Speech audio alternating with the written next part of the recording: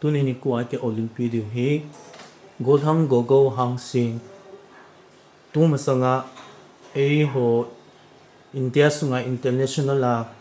I League champion hingopa chu hi in ama sa penin amalim na anane wete go ki pam pa mi tam ta ananga la zik mi tam ta in a holim a hin a chan chin hin back story tidam history nanga la jing hin tu nya hi ma to nom ta ke holim ding utin mi pi ho zo sin zo go hang sing chan chin henom ho zo sin zo hi chi ti la cha ho ki ke ma channel hi ana ve chi ding ana subscribe ting la sale adang dang hin bol chi ding in zong ke hin ti me mi pi ho zo si thu do Q&A thu do an pan taw hitin go ama sa penin mi tam ta hin go hi hoi la cheng ham hoi la ya ham itabang background ham ti chu tu la hi public figure khat hi ta ja chu mi na hi long de hi in che chun tu hin self introduction hung ki bola chin ki pamin te in sungan no le pa dam hinam ola naw banting le na chen na hoi lai ham ki ho ni sei la chin ki pamin te go uma sapenin ka kipan turin ni khoyin ulal cha sitale dei sa na zalin ama to ki hogam the ka umin ama san ki ma chunga te pana ka se him tin ke hi kamin na hi le lam do lil a hi in mi de he dama chu go hang sin a hi in ken lung se tin tu ni chen gein mu le pa jong adam na la in kom na hi le gelzang singat le ya a hit in ucha mi nga ka yoke tu to hi gelzang a na ka yoke ki pamin go wa kunin self introduction part chom kim ta in ngai kha wina ma chunga ki pa thu ki phungin geljang mi tampin he de wahin resort itina muno ichilai geljang mun chu hi punum ta cheng hi ichu ga sei do entin amba ne chu hitin football la lampanga hi iti kuma na hung ki patla iti kuma chu bul da hin pe patham nang ma kum iza re hi bul pe nang ki patham sei thele sei la chung ki pa min te football gi ene wa ki palin ma chu planok na zalin school ki khen no le japan ki chip to wa fi lo hane ki che mita professional a kaung lo thi class 10 ka chayar hi professional football adi mo na hi Owin sungane ki team kana lu ta in athin long sidim 2011 mu hiding ai in ichi zo arti pana chu le khasip to kana ko in wa nga chu gol pe hi katuk pi pe ni nga he kana koi ma hi ki paumin na bol pe na zong chu kitile tu khang tha ho ding in tu ste so ding a sao a so thim ta na lung lu na hobby mong hin na je chun nang man na ni ki tei then no bi chu tu chana na chi pi jing cha hi chali tu nya hi public figure khat hong hi thei hi tiang chu ga se do no mi win club izat monga na hong ki chi khitang tu stage din man chana hi na phi ama sa pe nei lam ka that evident dorka shu achukra kana petin which is a win rangers akani ki chimin headquarter chompat kana umin ZFC FC Zalen Bengaluru chule there is a Chachu brother to ID ka champion apa hitin Hyderabad to ka sign thala to hi club gate ti de ka hudi to to de ki paume club ge na hong ki chim na hita in mawana zong chia sang tam zo gai zo sema hong ki chim to pe ding in zo kinep de gin sat no min club ge na hong ki chim khat ki ti chu full ti seidam very experienced mama din hitan bo pe langa na je chun ke thanga pin mama jingin chia chu international level India sunga zong chu ai champion nayin la thei hi ti yong chu inga se do nom ki do win bol na hin pi apa na no na sa na pen khat hin seo okay so I tu chana hi tu last season tu kum kong po dok masang hin in the kasi to ka kichip na he mùa hi kilo tu chung ai đi cái đấy vào club của hiện chế vào hiện Kolkata cái chiếc mình âm mùa hôm mà hiện chế vào hi tu zero cái đấy rồi hiện when khát ăn không một bên at abe đi con đi hấp được không mình chỉ cái pan đó hi biam tu chăm bia đi ngà hi yung rival club mo mà cái nào có yêu khát hi chỉ cái pan đó hi cái chip na đi ngà long hi tất cả mọi người thấy được cái hi ki pa mi chrai kan chu hi chinya chu goal shoot dinga khum dinga na ki gin chak tho na ki expect khat Anh không đi vào cái expect hiện ấy mà chỉ Kalyani ground Kolkata thì các cái chip xịt rồi hiện tam rồi thì thì ham này cái mùng là cái này hiện các cái chip hồi mà ground rồi hiện một percent hiện thì 2020-21 đúng không Covid lại cái phần nào chứ cái cái chip xịt là hiện tam rồi thì cái performance mà hồi chỉ ai thì tu chung cái chip vào hiện defense cái hiện overlap cái chi thì không giờ nó cái coi lâu hiện rồi này thiên thiên luôn để ông ấy bàn tiền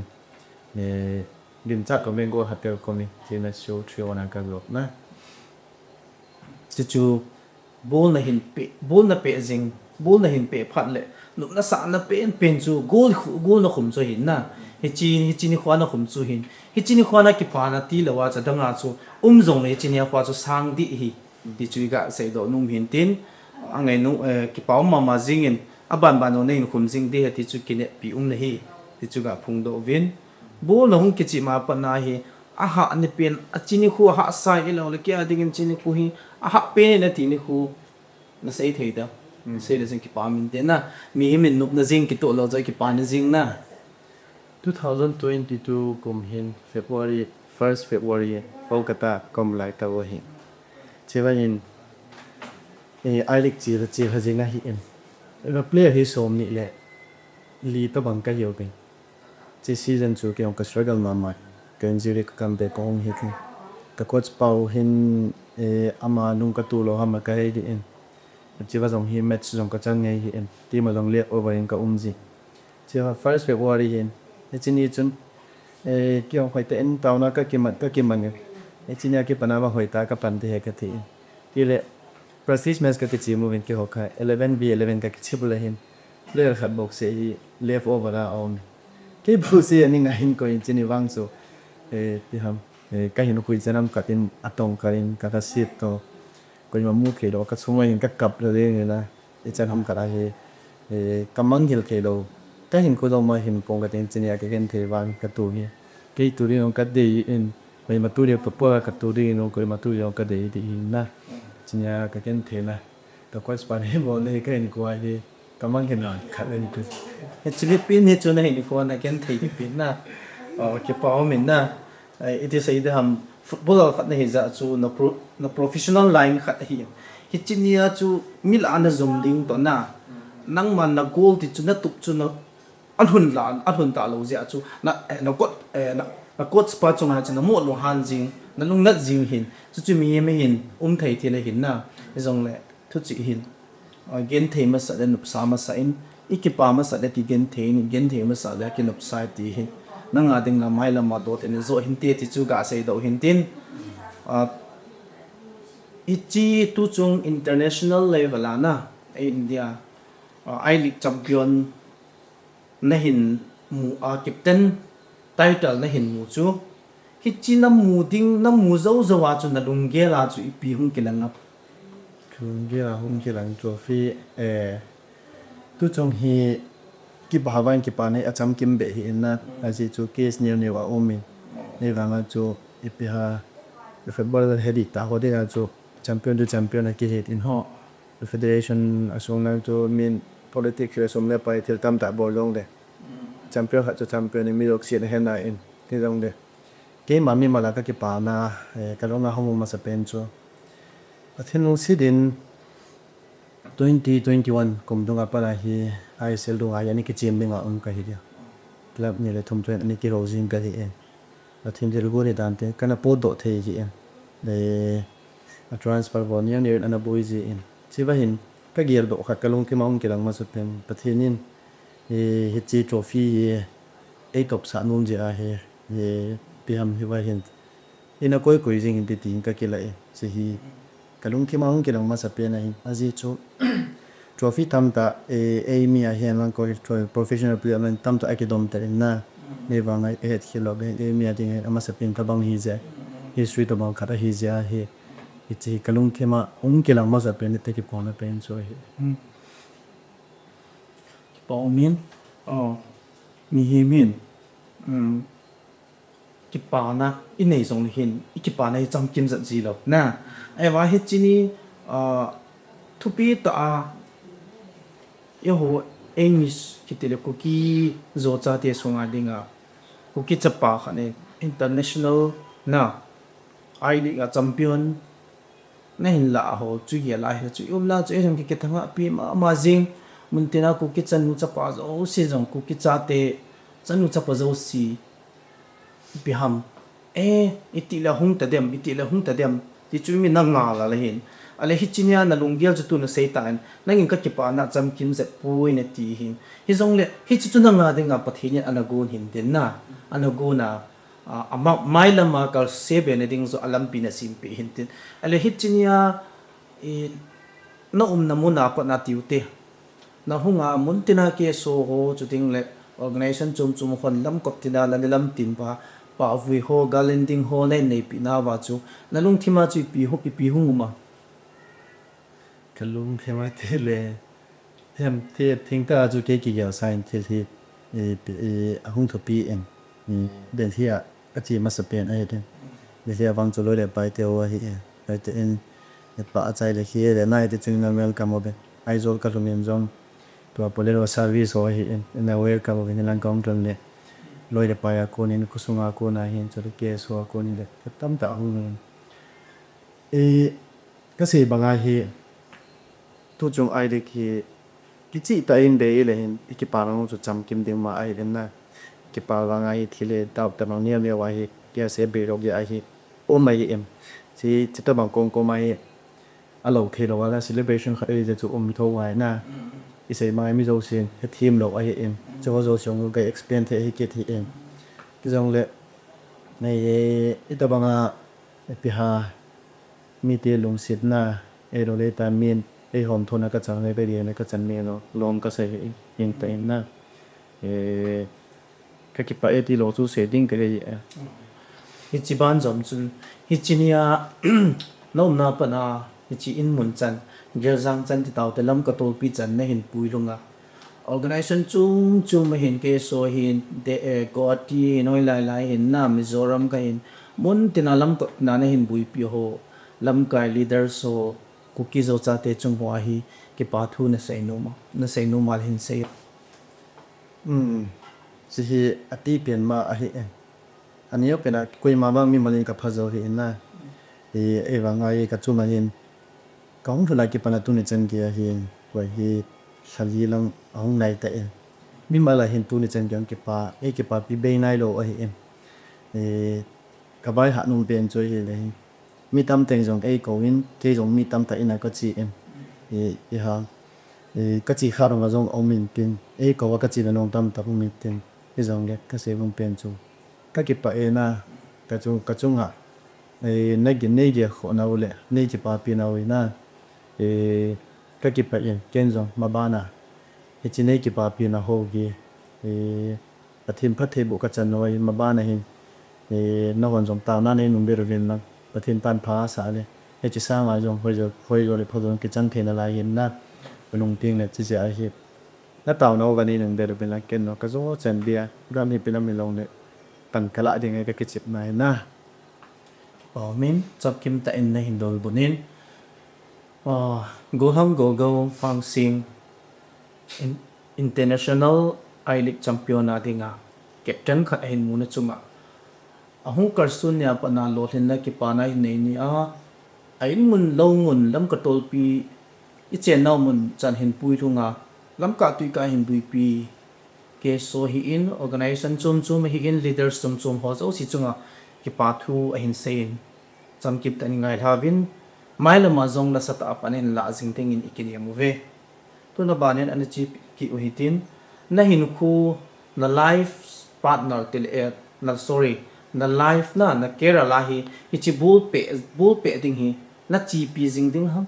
I love le hi chen hin na tang in ti am thì class ten cái rồi thì howin số anh cái team mà cái gì cả pathin mina obo mi pi mai po so mi pi mai ya he professional na le pi ha kan e on de mo kan chi pi den kai kan ke ti pai pune chen gen pathin long sin ka chi pi pathin dam nai pin ke jong cái rồi chang gi pan kala in jong le ka se bang in cái chi pi khat a hi ta ngao je a chu ka he the ta hi chi je a he cái rồi chang ge a cái chi pi ding a he isem ke ke chan pathin pan i pu ding ha ma ka he hin ke jong le cái rồi chang ge ai ke chana chi ke chip na hi cái rồi chang ge pan kala ge nge cái bảo mi tâm ta bul pe thiên mum zong la pe thei lo hun na tu nya hi cameraman pa hin ke ka hin bul pe team zong leng nung lu zong la ka pe team phan lo ja chu na ka ho bi na nei lo ja chu thei lo hin mi em chu pathin in telen na pi na chu na patta cha ai chi pi a pa kain ama pathin mi nai ki tip ma ku mai ki tip na chu tu ni chana na hin na le ki tip na chu na ha kang lo hi in na lol hin ching ding ki ne omin sting le nam sunga khang dong tam ta na nga ding a song ki ti kho na thei tam ta khang dong tam ta na mu thei hi mu do hi ti chu ga se do nu min tin gulang khat hina go ki ngai pi do ma na nei ta pi tam ta ngai num then na cái này này ta na anh này bọn sống cái ngay bên là anh này ta tu này bạn cái đó cái đàn tiếp nó còn giống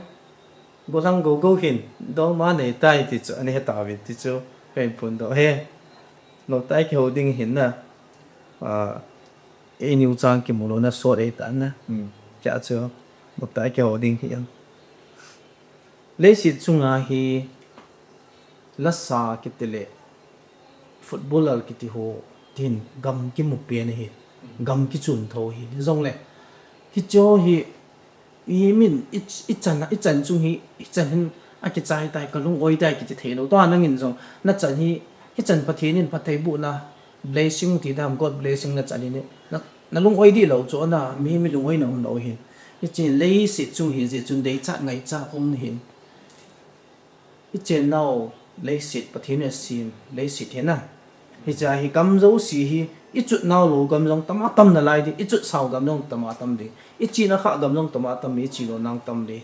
chi hoi lai gam hin ki chi le na thang ngum pe na tu tu ai ít đàn đều hin lung ge lung cái này bị hin na mà cái he nó mu num pe nam na chi num pe nam ti da Spain là vào khát vang cái chi mà chắc chắc chú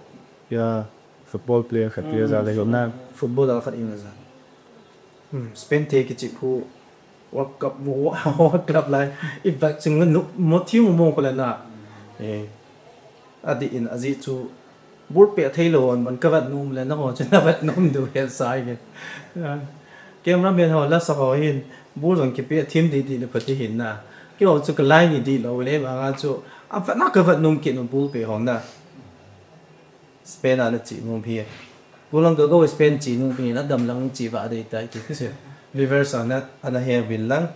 hong kong to jing in tin Spain jong ka pate te ha chu ting le pathian cha te hi gen an ti kim hi bol zo si hi pathian zau no wa hi the lo hi sia chu gala tu nei nam mi hi sing lai wa song e ho tu le in yo lai ka tin chu e ti sei da ham e childhood hi masang jong inu in thak ko zen awaya in vop sung nga po wa hi in vop sung la ya jong chu Christian cha ana ki hi ta na inu te pa te pu te khanga pan e pu te wang su ka hepoi nu te pa te khang chana Christian cha te hi ta wi ai le tuai inam sung wa in pathin tu semin than ta ho min thin thu a pul set hi in counseling hi in game la zinga vai kun jing pathin thu hang sabji sei phung se omini cho la hi khat na ngai sang khat pen pe en sei to hi na ngai sang pen ni hi cái này gì nên là khát đến là khát đó anh ta tâm rồi hin cái hin cái ba khai là khám thu sẽ có na thì mà khu cái này gì ấy ka de ke jong ama ko ka de pen he ka ti tong ho ka de pu ka ti dai boy a pathin tu se ko ka hiat thai na ka la thai ka ti o a ki pa nge zol la sala he koi na ngai sam pin na phang dong khat ne in na pathin lai ngai new maintain gam ngai ra ngai new maintain wa choi na pathin lai ngai new maintain na ole la na ngai nu no hom le Rong nó sợ lệ đi đang lại chú cả cái gian là hiện nó cũng sẽ cái tiêu mà na tôi lại thì là sáng mi đầu xin là sắp tại na rồi na cái tí trong và nó sẽ họ trong tôi à bây giờ cái lối ba thì là mình học kịp na mà nào họ ngày cái gì em bảo là tôi làm mà ở sao kít được hiện na nó tin cái ngày anh nghĩ chết vang cái gì ta là cái mà cái này na khat ka ti ngày nộp chú kiếm phải tiền wa kim pai te ke sang na ngày nộp na ki dit na ki hal na rok tha ya na ma ai la pathin la zol la sala ka ti hin pasal anu mai la kim pai te pasal la la le ta su pasal lang ba pasal là hi cái mồ này nè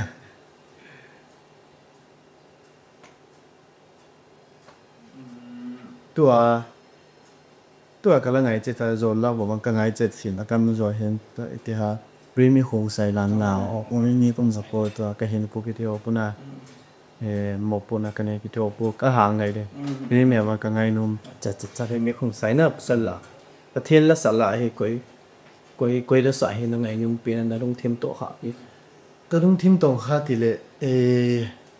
thiên ta sẽ mi sĩ tập bằng phi lại bát thiên la bằng hệ upload na thà nên tập bằng phi lại tại in tua thà lang cái vang cái hàng ngày bị ngày hiện nan thiên cái hàng ngày cho thị sẽ ra hiện build business là tôi na chế bậc cái là cái hàng ngày thị sẽ ra cái favorite na kya nong ka silian ho na ka zil pun te ni ai le pathin la sala no me ke ko na ngai sam pe na kal lo cái ngày sau bên cái lễ em tua upcoming te zong la lui voice zong ni ta cái ngày sau quan cái gì là Allah hin mal cái sao nôm cái ngày nôm tuổi gì u thiên asa ai sun yem chen cái tiền na ai lâu lệ cái luôn ngày ní nghe sa cái hin cô cái hin cô cái điều bảo cô na ta Allah chung chung mà hin là cái sắp thôi nó vai tay tì sa chung nó cái này đi cái này nhau nung ngai ning ka sa le nu thing bu la sa na ngai no na pa min ni ngai sam che pa ma se yen question ba le na char ki ti tin mi hem hin ko sunga hi anuk pe ne na ti a anuk pe ne na ti cho na ai wang anuk pe ne na ting jo so ji lo cho ai chi ichi a so ji lo chu nang gyal da na hi anup na jing ki tu hal lang ha sa ki thun dalan ti am jen sei tra hanop na tu ni ga cho ha sa cho lo the lo mi tin ni pal ve mo ngai na lam chum ipi ha i hin ko ta sala nga ilo thing na di en na hello la ma de ho lam kai hoi do ne na sang ta tim mun i the ben no zo thilo mai em na mi ngi na zara chui no tu kon ba ha sa tu nung de kim ta se ya e jong de i se pa ngai ang se ni cho som in skin cho i na tổ chung cho mấy giờ hạ sát cho đầu thế rồi hạ sát này bản hồ hi ipi ha i ta sa được cái vào rồi i go nào hiện na tua cho cái gì bằng anh em bên này game hồ tổ muốn là kêu football bên à bằng cả sân là hồ cho anh ôn lâu hi lệ mi chân cái phát đồ và cái team muốn cái phát đồ mấy thế yên cái mà cái khăm cái mà hạ sân là cái cái phát đồ gì hi tu ni bị hạn na cái team ho chan kan na hi chan kap thun the hi chan nun the ne zo si chu nục sắt na riêng tụ hạ sắp na thụ lô đình khi tiền nên cái gì khá lỗ giờ số tu này lỗ thì đã nằm hi thì chú cái xây nó mình tu này go hàng sinh international cookie tiếng Anh na ai lịch captain khai hình một ba hình ipizia hi chân hi hạ sân na ho hi upper zoa to hi chân title tu đi muốn title trong cái em tira hi le hami him khát cái tí hình nục sắt na riêng cái tụ đình ai cái lỗ tiếng hạ sân na nục sắt na riêng tụ tiếng là hạ sân na rằng ai thu nục cung tiếng hi ti igel ching puma hi ito na na sata pa nila ding bini ki ti movie ko ki cha te ho zo si tu dim mun hin kilung tu na khat angai ta na ipi ti le ko ki zo cha te ho hi kilung khat thelo hi ho e ho le ho kai ki tha kum na jing ham chi hi nang gel da na kana se de footballer min thang khat nei ta in a ban ting le eti sei da mutual chang na hi ta in football langa na nang ma head da na physically na nang ma head da na hi ipi ti le ku ki zo cha ti ho hi kilung khat thei lo ham lam kai phai nei lo ham ai ro lam kai pathin he nei lo ham ai ro public hi pathin he ne pathin nei hi lo ham mi pi hi chi hi na lung kel khat se yo bây giờ long phát đi bằng cái gì vậy na để mình hình dung chỉ à cái long gel dung chỉ cái này anh em bên nào sẽ u chắc cái rồi nên sung cả azam tụ ta dùng thế lâu thế hình mình nè lẽ à coi sẽ này lâu hay để ami hay là nè cho nên bạn này hình cái gì cái tổ na cái football bên này hình cái tổ này cái dạng này hình cái này vào này hình cho nên bạn này hình chỉ cái này hôm nay bên bác hiền ấy bị hình mà chỉ có bằng hình bị ha bác hiền này tê bác hiền hậu tê hiểu được ít tổ nó bài hình ít pan muốn gì hình ấy mà lồng ghê là hung cuốn na ấy mà đây bên hello à bác hiền đây tôi bị tụ in anh ấy bên nào din bên chân cái hình bị ha ít tổ nó muốn lên cái tông thế đấy bảoเลยham ra chung chú bên mà cái khen bên thì biết ta à gì chú yêu khá tay hiện và thiên đế bằng ai ít bol chú bảo đăng thôn rồi và thiên đế bằng ai là bol khá đấy à cái bằng đi gì nghe tu ai tại hiện tu bảo để ham rồi đấy em sung cặp và sung cặp bên sung na để cho hay dùng lâu đi mày cái sẽ đông biệt chú ít tổ là muốn chỉ đấy ít pan muốn chỉ đấy anh ấy bên nào din bên chân cái đi ít pan muốn bên respect na za ding en tuna ba na hin và thiên đế là mà hin kit pe de abo na hin tuma cha si ding ka nei ka he in ben ka jam na ben thu di ana a ji chu se ba he long gel zom chi bui na kiti ho zo si ba he pian community và society om bui pe de mi kha long gel ja bui na hung ki pan ji hin na to nyam cha cha wa chap tu ma khatin a long gel khata se chu khatin ana se so ana forward so ni yan ta hi nep cha bui ya hi ne ji a hi e ma de pa hi lo na e mà đi bằng duy thâu này e là na bắt thiên đế bắt được bữa hin hiệp ban mình chỉ để hin chính thấy tại hình phụ kia mà hin lang ban kia là à buổi lâu bên những cái tạ sân ấy cái mà nó kia là thì cái cậu mi chỉ cho ai thì mong cái gì cho in năm sung nè này cái nào có con mà phụ này nó nghe mà phụ nắn na feel là thì cho cái một chi này bắt thiên hết na ít ban mun leaders ai nào ít tổ mun na hết na sát ta bắt thiên cái hạ căng đâu ta sân mà leadership ta na politics lam hita ata ep lama leader hita ata ep organization hita ata pathin to pangkhom ho chun hi chi inam sunga hi ki thang sit ki dem na ki su sot ai lo le ki sai sit ki mit thim loading ipan mun chi chun sata i kho sa pathin to ki tha kang lawai mai ne inam hi thu ti ana inam hi dam ding hi ti chu hoi mama jingin to an sanam pi chu ke nang ka feel ta kha dei in ipi ti le gal la tur ki nei a ei le hi ti ki thau ham na ei le hi ti ki do ti jing ham pathin hing hong cha te hi lo ham na ti chu ken ka feel in punin nang in na se yong chu public in pata cha angai hi ken ka sei zo mi tam ta lungel to ei ni se yong ki pang ni ka ta sane tunin igam le nam tam na tinga hin pathin to ki ha kang nawa lidal hi han lang mi ha hi zong man la hom jing ding in kanam mi ti ho zo si ki ti mu ve upcoming project nga hi ipi pia ke chip dinga ipp club ma ke chim dinga na ki gil cha nam ai lo le na receive am tu a hi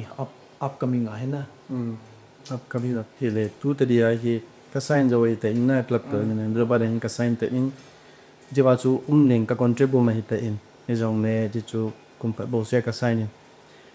bắt hình pan thì cứ điểm vang cái hay thì na ai thế cho nên chú kêu ông hay chú khi à cô na artist chấm bia gặp cái à si dòng chú mà hi bị ha hỏi ta cái chim đó asum le pai lang kita ta club kita ta away zo kam khen vi nai na kia kuna tu pan kana nai ba ki ok ni si ni zat man izat be gamang izat ve ka bandi amang ka he ewa chu ka cha compare ka mit ka siang lo na khat ve ve le hin tu ni khota ba song chu na tia min khari da ta sa ha something ve zong na in ngai cha pen chen dam me hi chi ke lo le ta he có lai zong mo tam do bang chu mi ki ngai tu mi ka hi na ken ta sim le pai ho ta thil tam ta te ha atin ni se dal bit se di ha a hol be ki hi na je ni minu pha in de na je ai hi ki je to the chana to đi tạo thế chana tạo đi na đi đi numai tabang mi mo ko na de yap mi tập bằng chỉ long cái gì thiên thiênจะthiên sẽ ai chỉ long con cá bui hiện na thế à ama sẽ bên nào chung rồi để sáng na ít cho lệ chép lên một bó thì riêng kem cá bì kia cho để cái nhẹ nhẹ đầu dị mà này lớn na chúng ta bảo họ cái làm thiên nhiên khác bao mệt tập anh hơi sử dụng là khơi cắt sạo đầu riêng tập vào này tập vào này thì nên mình ai đi na hiện cái tổ thành man mà tôi không cho na thứ hai hầu bung là thì tập ta và thiên lang chơi mà lại thiên chỉ cái ai tại na để ha cho ai chịu cho na ổn định bây giờ đi bớt bao số ai cái đấy gì mi vom na de mi kang te chứ vì vậy mình đang cái bụi tím nè cái tua bị trộm đã rồi thật thế mi nim na de mi sang na de mình sang thì là đi đâu xí tập thiên bố là hiện nè chỉ tập bằng lông bơi mà tập kia này cái gì bằng à cái đúng xí khát này cái khát chỉ tập bằng nhiều vì lý nên là rồi hay năng cầu rồi nè cái đúng xí khát đều chỉ cái đúng xí phải cái vào dòng mình cái để cho bác ông đi đó mi long sit chu mit chu he ti na long sit kha chu mi a ding in bom song le ya te nga ngaw I na ta thet di lo na khan di ka na ngoi na long sit lo hi bom song le thet lo gang song le thet lo nim song le thet lo sang song le thet lo ye ti chi pon dong mom hin tin upcoming footballer kha na hi na hin na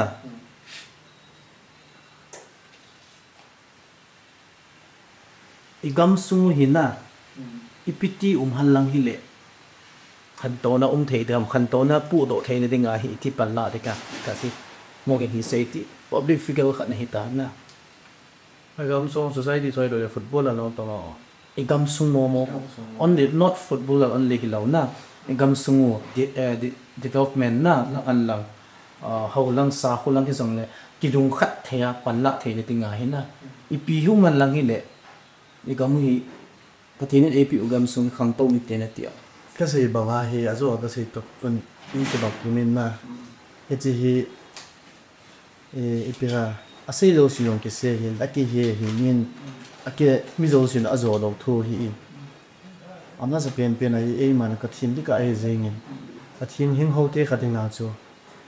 a thin inei ta ye na thir de ha asa om ni ka se mai nang gom ai rồi kê rồi các hộ nhưng mà các hộ thì là bắt về tập kê đi không chỉ tập bằng này thế đó đâu xí bộ thế đi cái dòng lệ tòa hệ society thì hàng community rồi qua đây ở hộp ở hông điện tại một chung mai tại organization cái bộ form mà mi rong giao chung ở hông điện cái chỉ rong giao cái bạn này là chụp bắt phim mang lại ông nè cái giống xí organization cái tiếp phát ra rồi à gì chụp cái hiện penny à hiện penny lúc này xí à chụp cái tổ là phải vào đi mình đây là khả năng rằng chú thì ha mà opinion mà mình cái bộ sự chú chỉ riêng thì yếu riêng mình lâu accept lâu đi chỉ là hiện mà trong ở chiều hướng đi na mi ai là trong trong ông đi cái chỗ đầu tiên cái chú nó đi na chú mà sẽ biến này cái sự bằng ai mà tôi bắt thêm cái chị nào để hiện chỉ họ sẽ đi income một igam sumu khan tong na ting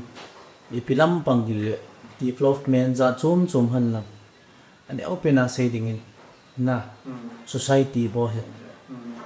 inam sung ki tu na ting inam sung nu na ting le khan to ni ting a him pathin nei me sa nga ye ti go rang go ko ning ki chi ta in pi tam ta viewers tam ta en zong igial diu nu la pa ten zong ka ta sanin pi la pu zong zong la tu nin public figure kha hi na ba na footballer kha hi na ba na hin amal in zong a feel ta kha hi ji chun ama ku ni zo ngai hau ve tu ni igam sung khan to na ding a in ema thu sa ema thu le chi lo ding in mi thu zong la ding na ai thu zong vi ding aja chu adjustment bol di na chi chung le ki tu nam ting na chu igam su mi tam na cham na khan to na hi ti chu mo chi no ve he chi no ve ti chu ngai do ve ti chu ka se do han lang football khat nei tan go in la lawa in nam man be se lo ding in na family ho den kum khat le hai za nom khom ziam kahong po dok ti ngayon na tam rồi hi atam asot lang ase kadit mo ngi ina atam te nai ti un zo hi inna e ba ga itia player khat hi na zala hi alo thero i kandi ebona ka professional line chu fitness hi zero na atam zo hi ka ta sa ru ki maintain ngai ai ten chi je a hi ina tom ba ngai ina go kam gon kon lam bala in ka pan sa ina e gym hope chi in biha ki che phale pe ki chin pe ba koi mon an to pim man lam ki tong ki ko rin ai chu la nga nam na ga yum phale timing to in wi pha tung pharin timing te ham ki bang lo vi ra di hin ha sa ba ma ye e tia pe le join so lo ye chin lo no om zi em na ta ni chu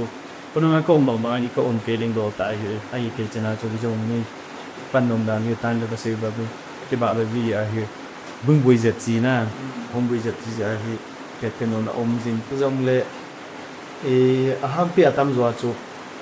Saturday Sunday na Saturday to Sunday ba ni ka ma ge ya ka ma na ri chu in zum pi pop na ye in chu yeไปvô cái bọc mòn rồi luôn na chưa bao nhiêu các bạn này có thể muốn nấu những công số nào có này cũng phải số nào rồi gì tất bằng thì mình sống family họ to nó cũng không gì thay đổi đi hết na just begin more just expect ra căn độ này thì gì số cái lần tập hiện đi hết na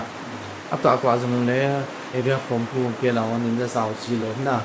bản tính area program more là giàu xí cái gì số này cái thiên thì public figure phát này ta phát na cho năng số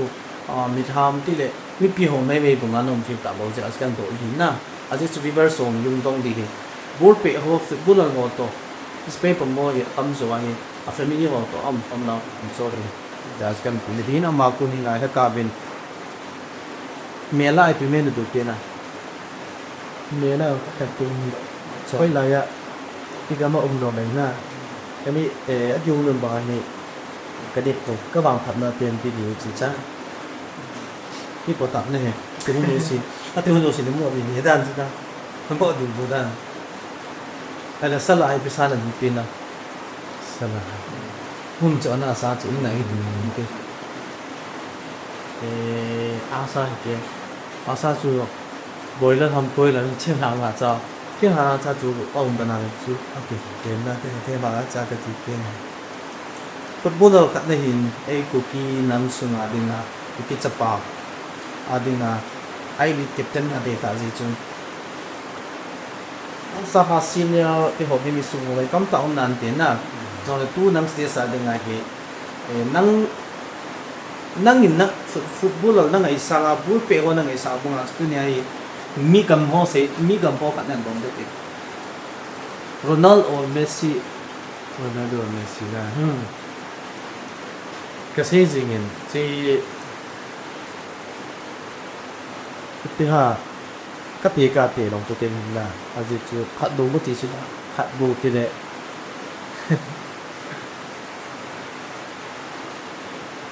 cái gì là bao mình đã rồi còn cái gì Ronaldo na kasi kito tegen Messi pia Messi chơi được gì tên mà nói là nghe Ronaldo na fans de na tu nai Ronaldo fans zau si viver so go to fans na ka ito ju la se ga ne mi lung tong he mi lung len he mo mi lung tong thì lệ các tổ na hiện football cái chip na cái gì bằng ơi professional cái chip na hiện the less level là cái chip na nhỉ thế rồi football cái team game cái chip na mong mong mình rồi thì đây này cần phải phân này có thể kiểu là vang chú các cổ thôi bị ông tôn nhỉ từ từ từ con cái gì mà alo kiểu là đây cái tủ ha da ni ka tu ha no no yo bong ka tin to lo le tu thì ha hạ sẽ kia hình nè dùng lung trang hồi đầu để chỉ anh bữa cà phê nào này chút rồi đây đi ấy à bạn nè cái rồi mà có thịt cái đó ấy bạn thấy cho nó thấy tổng mà cái sinh cái này rồi nè cái bao mìnhตัวนั้นใส่ตัวจะมีตัดยินอันลุงร้องตองเด็กภาษาตัดชนะจังเลยเดี๋ยวขอลุงจังขอไอ้ละบอกปัดมีไอ้ลุงลิ้นเอาจูเอาไปมวยซีกันที่ไหนปวดน้องสุนัขลุงตองไปเห็นอะไรก็ไม่ลุงตองเลยตัวนั้นใส่ขี้เลยเราที่กลับมาไงจ่อเจ้าสินจ่อแม่จริงอ่ะไอ้ตัวน้องปิกเดียวไอ้ตัวน้อง drop จีเดียวไอ้ที่จะไปกะใส่แบบไม่เมนเทนลุงตองกิติมาจะขอล้มแบบนี้ผมนะมีขัดเราสมดุลจังขัดกูมีดีที่มีหิมที่สำคัญกูจริงนะจุนลุงจังขัดกินจีอินจงกินอะไรกินนะพิจิลุงจังในห้องมาจุนต่อขัดบ่จอมงซูนก็รอเดินรอเดินรอเดินตะกะปังจีอ่ะรอบุงเดติจีบ่สับในมาโจจีรอบ่ที่นั่นโจจีฮีที่จุดอาศัยเดี๋ยวมันยืนเต้นฟุตบอลเราขัดในตายตัวเห็นนั่งสร้างอาที่ยังรักษาตัดกันอยู่กัจจุงาซีเนียร์ลองพิมพ์เสร็จเห็นจ้าจูกัซีเนียร์ฮอนเกย์เทรนน่ะฟังอาจูอีพีที่เทรนฮัมอบันดุนเลยอีพีที่ฮัมโฮละสะจันนักสะเทียมอีพีที่ฮัมโฮเหตุจันกันในเทียมเดียวจูที่เล็กๆจวนเสียงว่ามัน struggle ง่ายนะแค่ฮัมบ่ง่าย practicing ง่ายปัจจุบันอีเจGod gift จังเลยนะ God gift จังเลยเอ็มาตุนะฮับว่าเราstruggle เนี่ยที่เสียจูตัวนังบานาคิดเนี่ย upcoming บัวเป็ดดิ่งหัวนังดินเห็นตัวหันหลังนังปันมุนคดีหันหลังฟังเราได้สองคงทนลมหัวดึงอะไรคือก็มันมันหมดผมเบโซสีที่เวอร์ซอนที่ดำสมัยบุกเป็ดทนลมตั้มเห็นนั่นทางลงหัวที่ตั้มจิจุนอันหัวกี่คนนะจำใจเนี่ยดิฉันอันเกี่ยวกับบัวเป็ดอะไรบัวเป็ดที่สายอยู่ที่กาเซียที่กาเซียเป็นอาจารย์บ้างคดีชาเลยดีมากบัวเป็นยังไงที่เดียวที่เดียวมาเลยที่ตัวเป็นที่มาที่ตัวที่ก็เสียบางอย่างมีข้าที่นาจาราจูภาษาในตัวที่ไอ้ดิสาดูดูเนี่ยที่ตัวเป็นจูไอ้อันเราตัวเราจูเปรูที่บ้านจูภาษาในบ้านคุ้มเตยเดียชุนบ้านอะไรบัวเป็นบัวพัฒนาที่ที่ฮะที่กระตุ้นที่เป็นกระตุ้นที่คุณตาเซลอาสนุเรื่องตาเซลอาจิจุที่การนักทำดีนะ temptation หันหน้าสับนั้นสปอร์ตเราจุนบ้านอะไรที่ฮะอีกแบบเห็นมิโลสีที่คือบัวที่มีสุบุมเหตุการณ์สุบุมเหตุเต็มมาที่นี่อาเหตุในบ้านมิโลสินบัวเราเปิดตาจุที่ไรล่ะที่ทิ้งไปไรที่กี่เดือนไม่ดูบางทีที่เราอยู่มุ่งด่านละที่กิจเนี่ยที่เลี้ยงเราที่กิจเนี่ยจะสมมติเกิดตรงไม่ไม่ดีนะที่จะอะไรอาคิบุตรตัวเดียวกิจตัวเดียวเป็นอีเนี่ยเอกเดมีตากะที่กิจเนี่ยบางส่วนเสียดีอาคิเป็นยูบุตรเดียวเป็นนะอาคิเป็นยูบุตรเดียวเป็นก็เสียบางที่ที่เลี้ยงใครที่นั่นก็แล้วที่อีโบเดียวเป็นจุดที่ตาสายที่น่ะมิสาอีหาโจเลยไทยเองโจมิสาอีเก็บโจเลยที่จีนโจเรียกกันมีกันละโจหลังกันละโลที่โดนโจปฏิพูดเอาไม่กันนี่เราเลยมาอุณหภูมิที่เป็นจริงมาตาสายกี่อันเลี้ยสาวอุ่นจริงๆนะที่ท่าเทียนนั่นมิโจเลยมิโจสีจอยกุเตยจริงที่เทียนตัวบ้าจริงก็ได้เสียงชินบ้านจริงจะปังหัวที่การกระตุ้นนะจะปังหัวโบตีจริงหาที่เดียร์ท่าโบดีเอโหดำดีเอโหลำดีปัจจุบันที่เฮียที่ขันคู่กินเนี่ยขันคู่น่ะลายอินมอดำไปกินโมบายตัวไปขันคู่เราวันจิตพัดติงเลยที่การนักการจงมาที่เกณฑ์เปลี่ยนจิตพัดติงเริ่มเปิดรูปเปลี่ยนมาแล้วบวกกับเปลี่ยนใส่ตะเกียงเปลี่ยนอะไรนี่คือเรื่องโดดดีนะไม่ต้องที่จะดีดำได้มาเนี่ยตัวเดียวมีคนเลยไปละทุกสัมคู่หมดที่อาเฮียบุรินก็ดีอาจิจูที่ฮะที่ก็เสียโอ้ยคุณลุงเด็กดิ้งหาเจียมเดินเลยนะอันเหี้ยเดียวอดีตผู้ชมเนี่ยที่หาเจียมแต่บางทีอดีตมาสับเดียวไปก็สับเดียวนะ cái gì cái sự vậy cấm đất luôn mà chỉ là thành tụ cái tiền mồ mồ thì cái máy bị kêu lẩu nè ấy mà hạt mà em mà chịu là gì đồng cái bụng được ăn là cái gì con nào chú ngồi thì đâu được bao nhiêu hạ say bồi cái cần bồi cần mình kiểu đó nè cô nang go wa ko ni upcoming football of voting in ti on na ni achun iza su ke du kin omen di cha lo men in za su ke du bo pe thim ka ni ne tinga na bo him pe jing khai ka ne tinga hin na kun e la ba nom da la in outside ham ne ka na e ho india su mi zone outside na kal ha ting le na yen the ha sat na hi ina to e la im na to different different sets momo hin cha cho zo si thu gar kai ni tinga chu e ma ta sai su ha jing din na go su ha jing ding imalam zo sia na mi chu ma din te te di chu chu hiya le imalam pi ka mi ti ki mu chi nin bo pe ding thanom jinga upcoming a bu pe jing de wan tunia